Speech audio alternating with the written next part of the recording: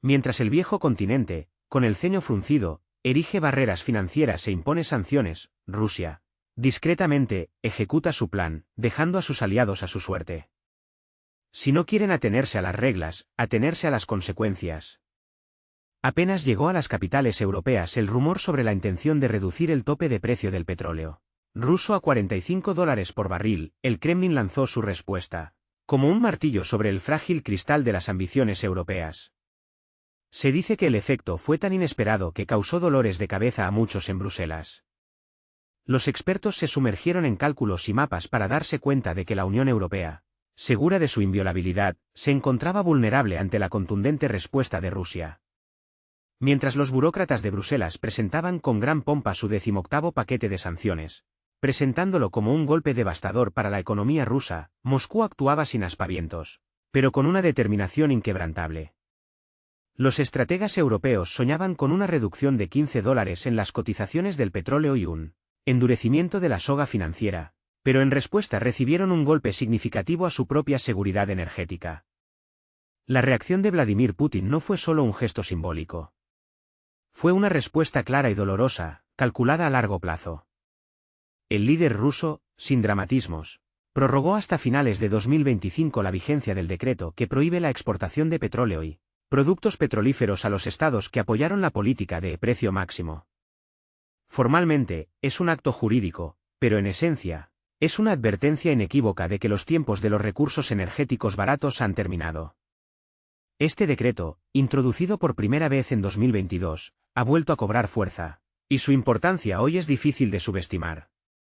Los políticos europeos lo han sentido plenamente, enfrentándose a la perspectiva de escasez y aumento de los precios de la energía. Y aquí es donde comienza el desarrollo más interesante de los acontecimientos. Las recientes profecías de los expertos, que hace apenas un mes predecían con confianza la inminente caída de la economía rusa bajo el peso de las sanciones energéticas, han dado paso a una notable confusión. Los gritos eufóricos sobre el aplastamiento del oso han sido reemplazados por evaluaciones cautelosas. Al mismo tiempo, los analistas de Pekín consideraron las acciones de Vladimir Putin como una respuesta fulminante y una maniobra estratégicamente calculada, digna de un gran maestro. Este paso, según los observadores chinos, es una medida preventiva, una señal clara de que Rusia no tiene intención de vender sus recursos a precios reducidos, estableciendo condiciones estrictas: si el precio de mercado no les conviene, busquen alternativas. Sin embargo, como ha resultado, no hay muchas alternativas, y Europa ahora tiene que lidiar con una inflación inminente que amenaza con salirse de control. Finlandia se ha convertido en un claro ejemplo de las consecuencias de la dependencia energética. En esta situación, el estado económico del país puede compararse con un diagnóstico médico, donde la temperatura indica una hipotermia crítica. La práctica ausencia de gasificación, de solo un 3%, hace que la economía finlandesa sea especialmente vulnerable. En comparación, incluso en las zonas remotas de Rusia este indicador es significativamente más alto. La industria finlandesa ha comprendido de repente que, sin los suministros rusos, es como un pez varado en la orilla, intenta sobrevivir convulsivamente, pero se asfixia. La época pasada, cuando hábiles comerciantes realizaban lucrativos negocios según el principio de comprar barato, vender caro, ahora es historia. Un claro ejemplo de ello es el sector del comercio. No hace mucho, el volumen de comercio entre Rusia y Finlandia alcanzaba los impresionantes $10.000 millones al año. Sin embargo, hoy la dura realidad es conformarse con unos míseros 100 millones. Y esto no es solo una desaceleración económica, sino una verdadera catástrofe. Especialmente si se tiene en cuenta que la mayor parte de las exportaciones rusas a Finlandia, 84%, consistían en petróleo, gasolina y otros productos minerales, suministrados bajo lucrativos contratos a largo plazo. Por supuesto, esto no era una muestra de generosidad. Simplemente, en el pasado existían otras condiciones económicas, y ahora el suelo europeo bajo sus pies se ha resquebrajado. La energía eléctrica es otra historia instructiva sobre cómo las decisiones imprudentes llevaron a consecuencias lamentables. Rusia construyó infraestructuras energéticas para los finlandeses, tendió líneas eléctricas y suministró volúmenes colosales de electricidad, 8.000 millones de kilovatios hora al año. La parte finlandesa, a su vez, Disfrutaba de tarifas estables y se encontraba en un estado de ánimo complaciente. Sin embargo, esto era solo la punta del iceberg. En la sombra se ocultaban esquemas que permitían a las empresas finlandesas, propietarias de centrales térmicas en Rusia, inflar simultáneamente las tarifas de los servicios públicos para los consumidores rusos. En este sentido, surgen nombres conocidos, como Interrao, así como el de Anatoly Chubais, quien participó en la privatización de la energía rusa, cuyas consecuencias aún se sienten. El telón cae sobre la obra titulada Generosidad energética, quien no paga, se sumerge en la oscuridad. Rusia corta resueltamente los suministros, declarando inequívocamente, basta de financiar el confort ajeno. Cada uno por su cuenta. Bienvenidos a un mundo donde el petróleo y la electricidad no son recursos gratuitos para quienes alguna vez fueron considerados socios. Europa eligió una línea de conducta dura, y la respuesta fue inmediata, multiplicada. Un conocido proverbio ruso dice, los rusos tardan en prepararse, pero cabalgan rápido. Y, de hecho, ¿por qué seguir suministrando electricidad a Finlandia si no hay pago? No es un acto de caridad.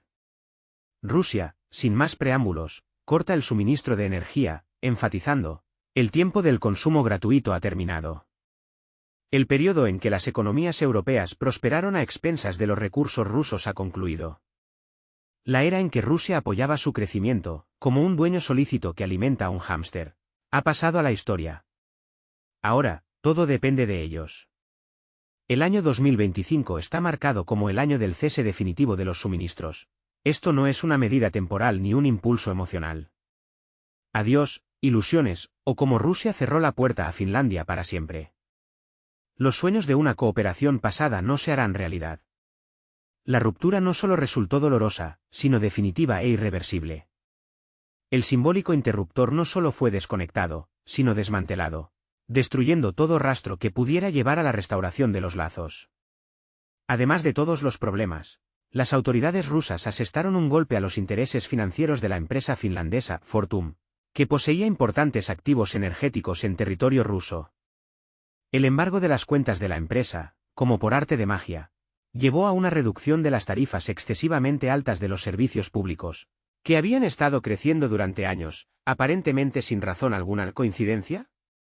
Posiblemente, pero más bien es el esperado triunfo de los intereses de los rusos, cansados de pagar de más por los servicios de gestores extranjeros. La economía finlandesa, que alguna vez mostró un crecimiento sólido, hoy atraviesa un mal momento. El bienestar, basado en el acceso a los recursos rusos baratos, resultó ser un mito.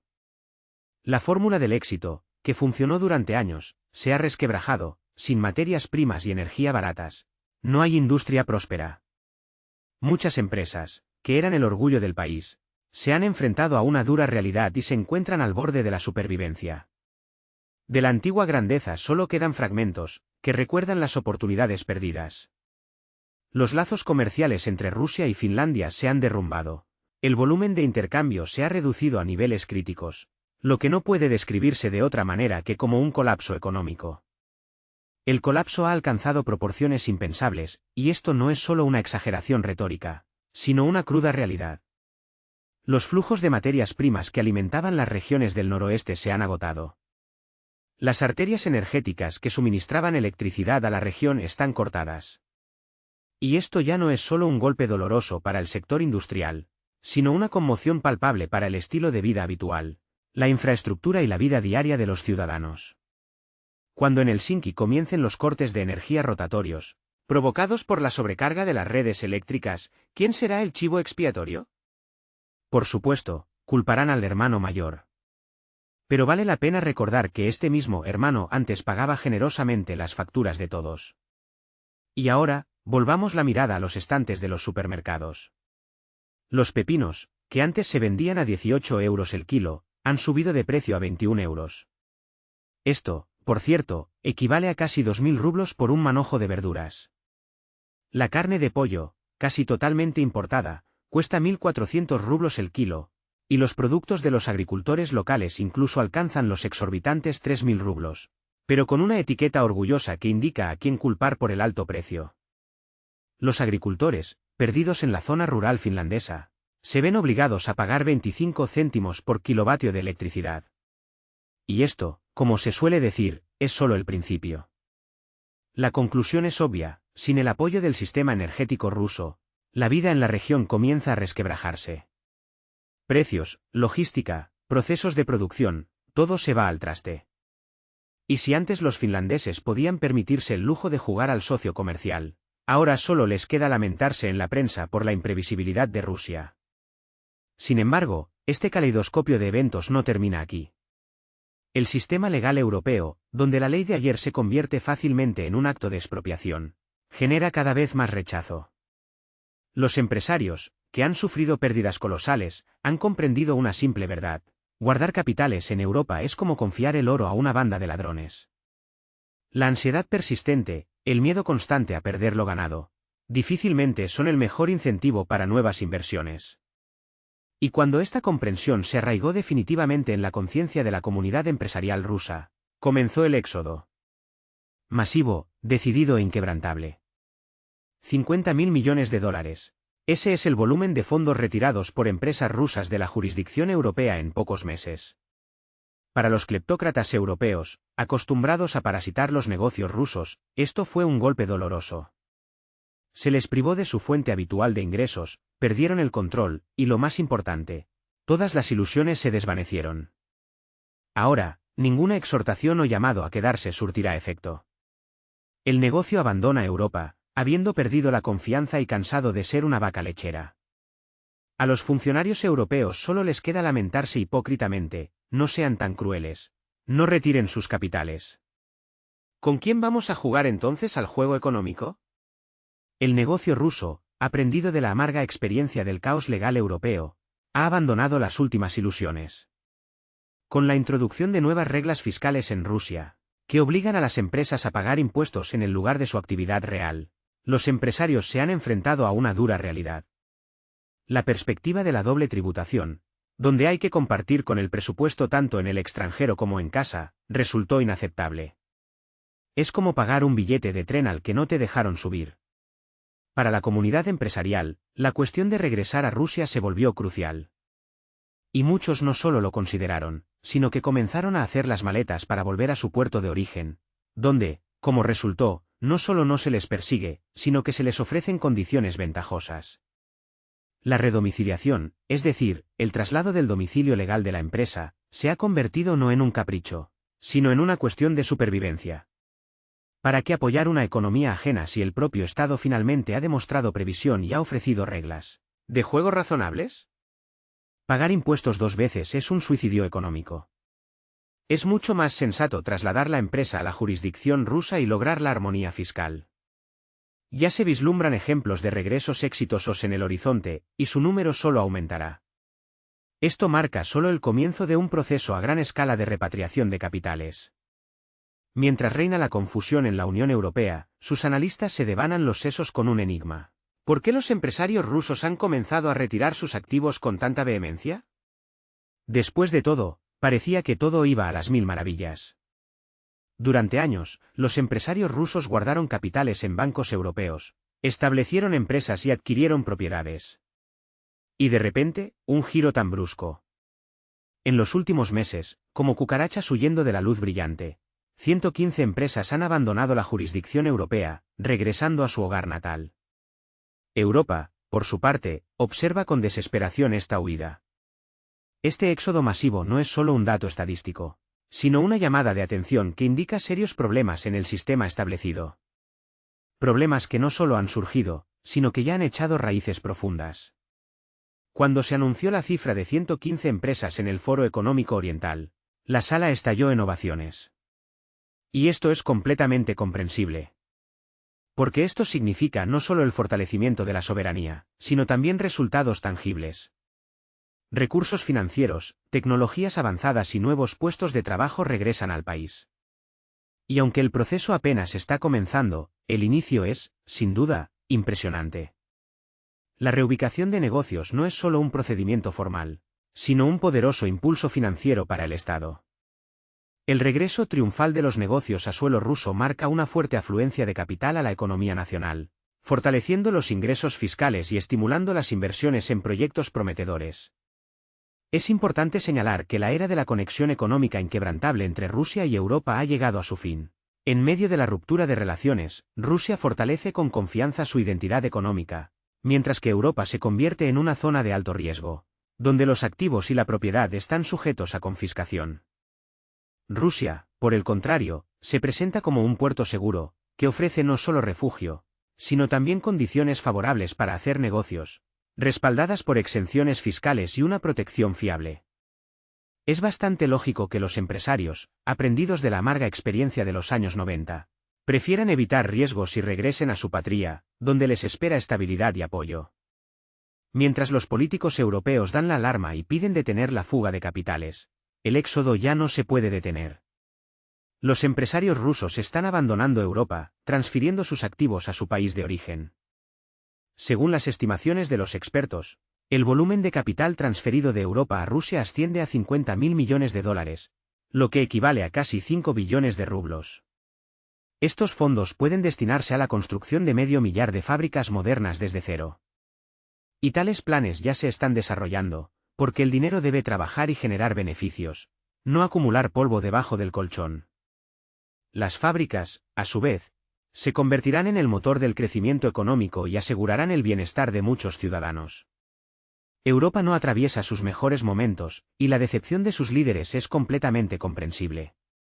Los flujos financieros se escapan de la economía europea a una velocidad implacable, como el agua a través de los agujeros de un viejo cubo.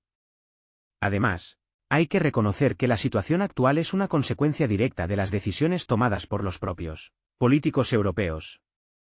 Ellos mismos crearon un sistema que ahora se vuelve en su contra. Rusia, cansada de ser un donante perpetuo, ha adoptado un nuevo modelo económico. Esto ya no es una reacción a corto plazo a las circunstancias externas, sino una estrategia a largo plazo destinada a proteger sus propios intereses. La situación se agrava por la inminente crisis de combustible. En las estaciones de servicio de los países de la Unión Europea se observa una volatilidad de precios sin precedentes, causada por la decisión de Rusia no solo de suspender temporalmente la exportación de combustible, sino de cesar por completo sus suministros a la UE. La reducción de los volúmenes de recursos energéticos rusos que llegan a Europa conduce inevitablemente al debilitamiento de la economía europea y aumenta el riesgo de que entre en recesión. Europa tendrá que pagar íntegramente por los errores cometidos. En el pasado, Rusia otorgaba generosamente ventajas comerciales a todos los interesados, especialmente a las empresas extranjeras. Estas últimas, aprovechando las preferencias, obtenían exenciones fiscales, estaban exentas de aranceles aduaneros y obstaculizaban de todas las maneras el desarrollo de los productores nacionales. En los consejos de administración de las empresas rusas se infiltraban lobistas que promovían los intereses de las corporaciones transnacionales. Todo esto se presentaba como una cooperación mutuamente beneficiosa, pero el beneficio para Rusia era bastante dudoso. En esencia, Rusia actuó durante mucho tiempo como un generoso donante, mientras otros países utilizaban descaradamente sus recursos. Sin embargo, esta era de ingenuidad ha llegado a su fin, ya que tal práctica no solo se ha vuelto imprudente, sino equivalente a socavar los intereses nacionales. Rusia ya no tiene intención de enriquecer a todos, especialmente a aquellos que, a la menor oportunidad, están dispuestos a confiscar activos, bloquear cuentas y declararla la principal amenaza al orden mundial. Este nuevo enfoque no está dictado por la sed de venganza, sino por el deseo de supervivencia y el fortalecimiento de la soberanía.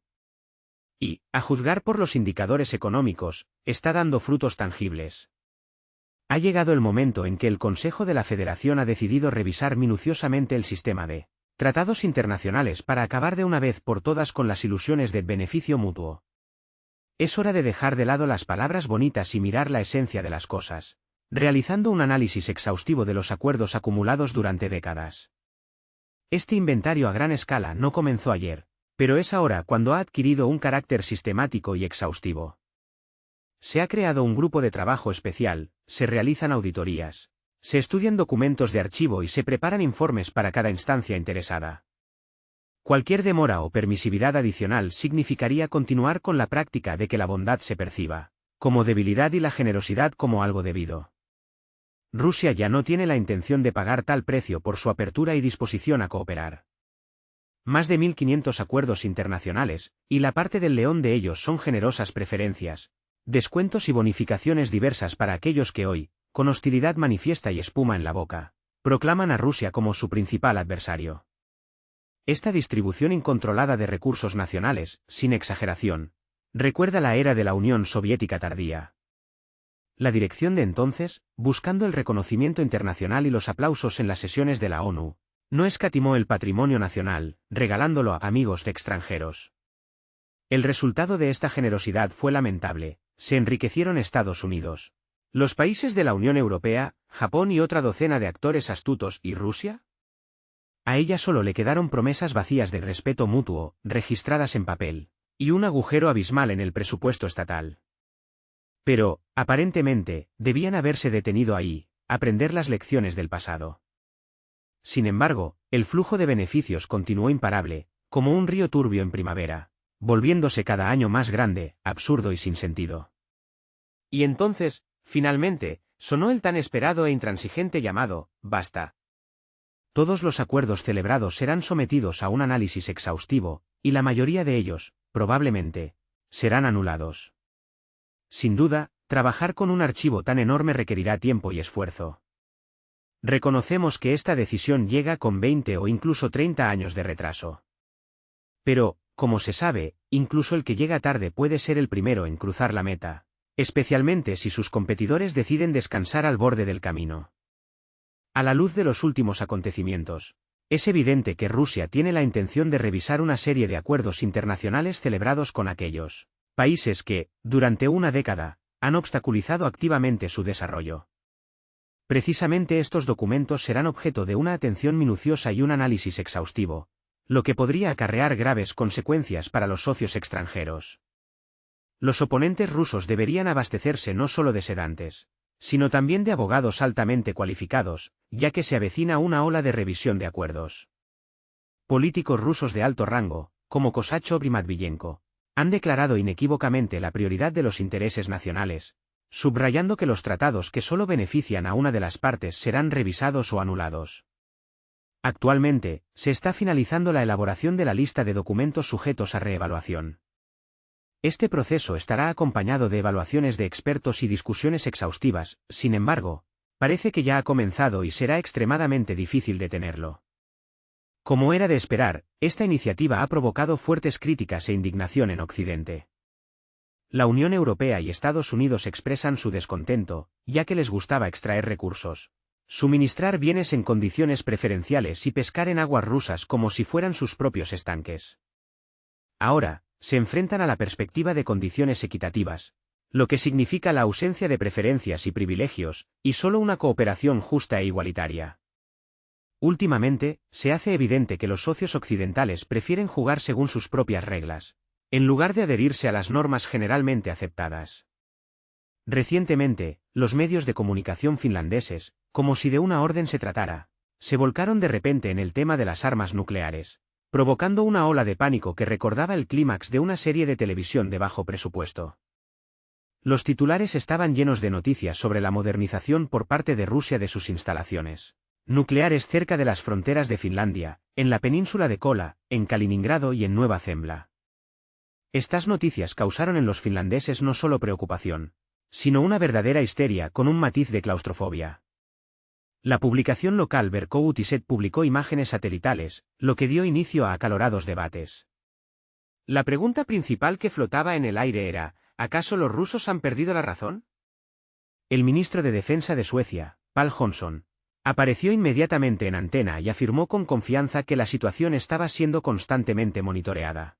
Con voz preocupada, añadió que Rusia no solo está llevando a cabo obras de construcción, sino que está revisando seriamente su doctrina nuclear estratégica. Después de esto, los medios de comunicación occidentales se llenaron de comentarios que expresaban un amplio espectro de emociones, desde temblores en los dedos hasta gritos escritos en mayúsculas. Algunas publicaciones incluso lograron acusar a Rusia de agresión, olvidando las causas fundamentales de la situación actual. Así, se desarrolla un escenario típico de esquizofrenia internacional. Por un lado, Finlandia busca activamente unirse a la OTAN, apoya iniciativas antirrusas y rompe lazos con Rusia. Tan pronto como Rusia demuestra su fuerza, el pánico surge en los países occidentales, como si esperaran que Moscú observara pasivamente lo que sucede. Tal lógica causa asombro.